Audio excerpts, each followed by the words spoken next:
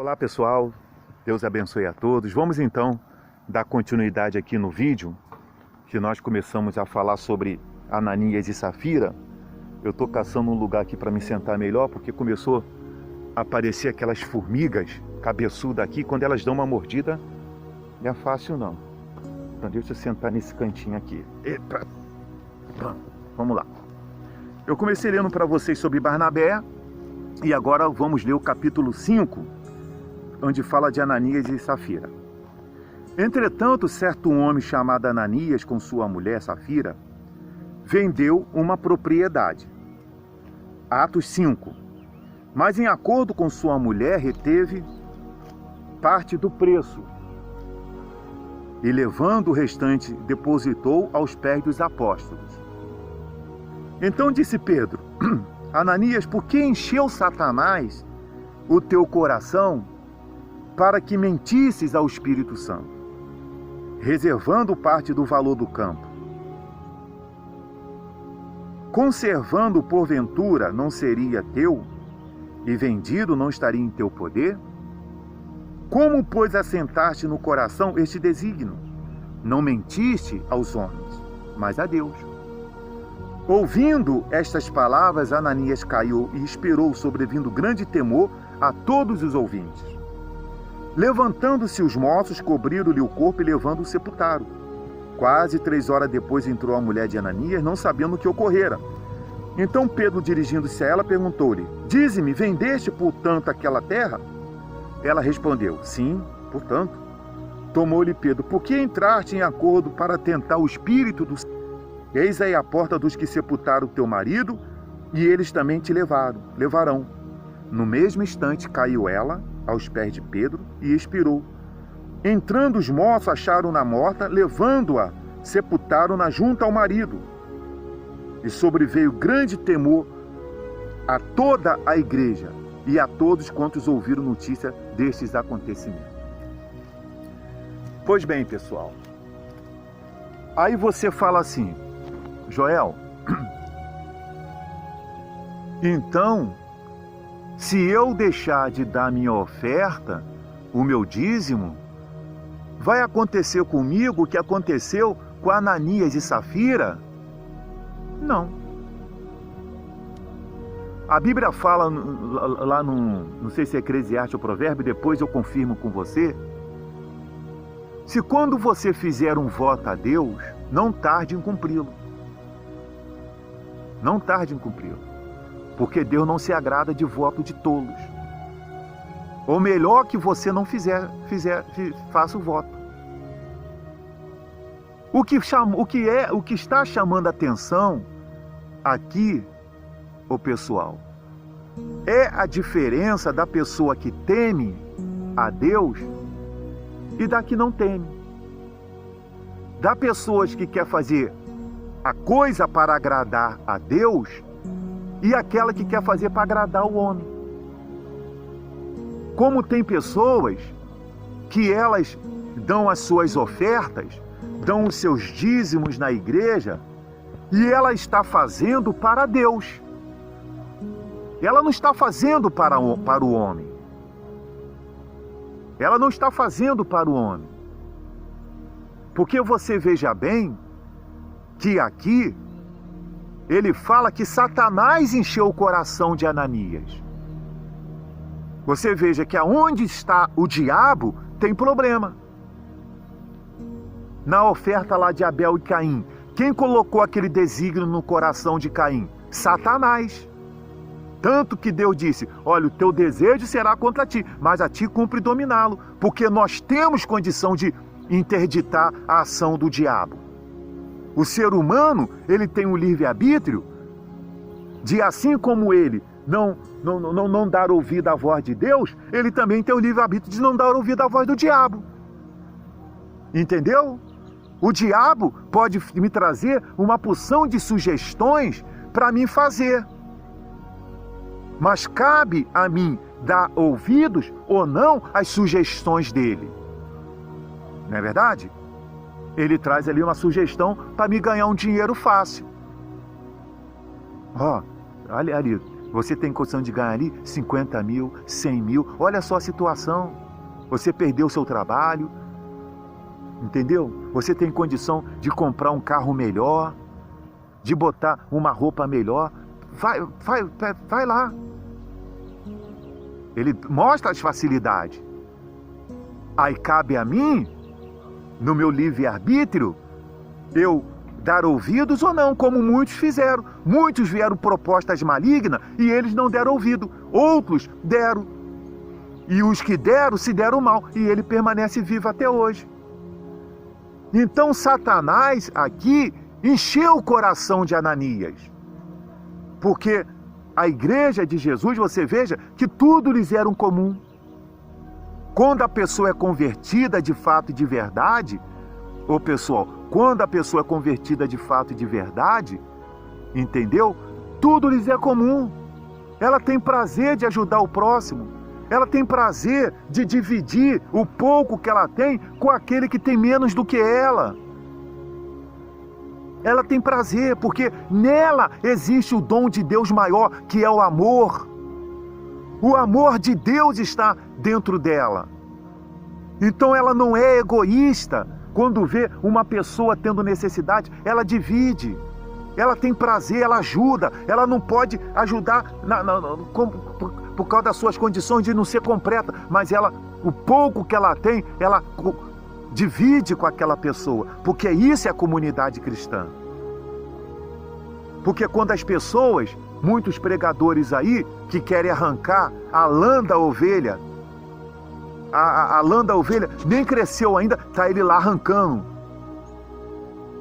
Ele, quando pega essa palavra aqui, ele só pega a palavra para centralizar, para fazer as pessoas ficar com medo, entendeu? E não parar de dar suas ofertas, mas não centraliza no ponto principal dessa palavra, que é a reverência, o temor a Deus.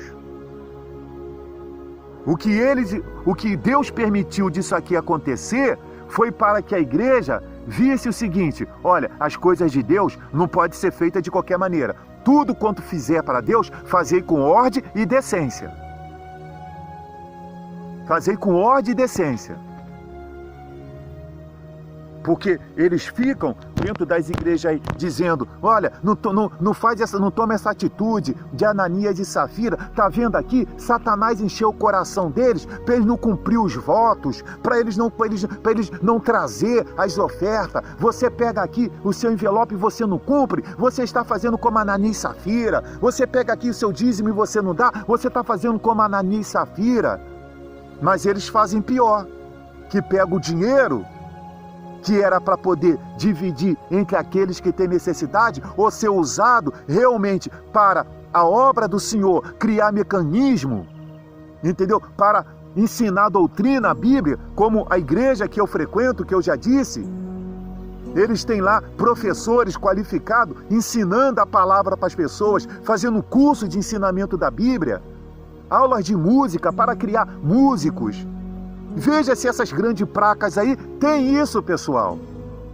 Veja se elas têm.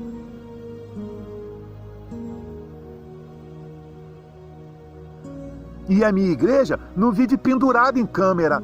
Os pastores lá não vivem pendurado em câmera de TV, não. Eles têm um canalzinho do YouTube, que muitas das vezes, se pagar, paga mínimo. Porque eles não investem nessas coisas. Não é envolvido com política, não. Porque eles não investem nessas coisas, não. Porque, de fato, de verdade, eles confiam em Deus. Não é política que vai livrar eles do momento em que a igreja tiver que passar por perseguição. Entendeu? Porque essa turma desses fariseus hipócritas que tem por aí, entendeu? Esses falsos mestres que tem por aí, se fosse acontecer hoje o que acontecia naquela época lá de Moisés, de quando o sacerdote oferecia o fogo estranho e saía fogo do altar e exterminava com ele, olha, o que ia ter que tirar de pastor, de liderança aí de dentro de altares aí morto, não estaria no gibi. Ia faltar caixão. Porque muitos apresentam fogo estranho no altar de Deus. Ao ponto, eu estou fazendo aqui uma ilustração de Deus, de o Espírito Santo fala assim: o quê? O que você falou? Não. Não faz isso não. Entendeu? De Deus ficar lá no céu, estou fazendo uma ilustração. De Deus ficar lá no céu, de Jesus falar assim, eu morri para isso.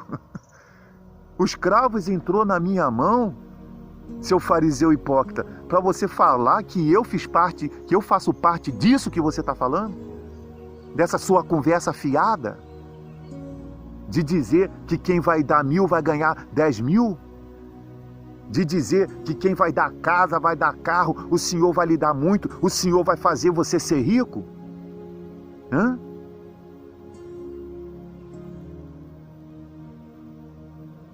Né? Porque aqui em Ananias e Safira, Satanás encheu o coração. Porque Satanás, ele quer encher o coração das pessoas para que elas possam, pessoal, desagradar a Deus. Porque o diabo sabe que a desobediência à palavra de Deus causa morte. Ele mesmo está condenado por causa da sua desobediência, da sua rebelião. E ele sabe. Ele lê, ele sabe do que está escrito aqui, pessoal. Ele sabe. Você sabe que aquele time de futebol, quando vai jogar contra outro time de futebol, do adversário, eles sentam para ver jogos do seu adversário. Para ver as táticas, saber como é que vai marcar, como é que a zaga vai marcar o atacante, o centroavante, como é que eles vão trabalhar, qual o lado que o goleiro costuma pular, qual o lado que o batedor de pênalti tem um costume de bater o pênalti, o goleiro vê, se caso tem um pênalti e aquele batedor foi lá, ele sabe, entendeu? Tem ali pelo menos um conhecimento. Estuda o adversário. Então o diabo sabe dessa Bíblia aqui, dessa palavra. E ele sabe quais as artimanhas que ele vai usar para derrubar o servo de Deus, como ele fez com Abel, com Caim, como ele fez com Ananias e Safira, como fez com muitos na época de Moisés e no decorrer da história, e como tem feito com muitos hoje em dia. Mas não permita que Satanás enche o seu coração. Que Satanás, ele venha, levar você a ser uma pessoa sem temor a Deus.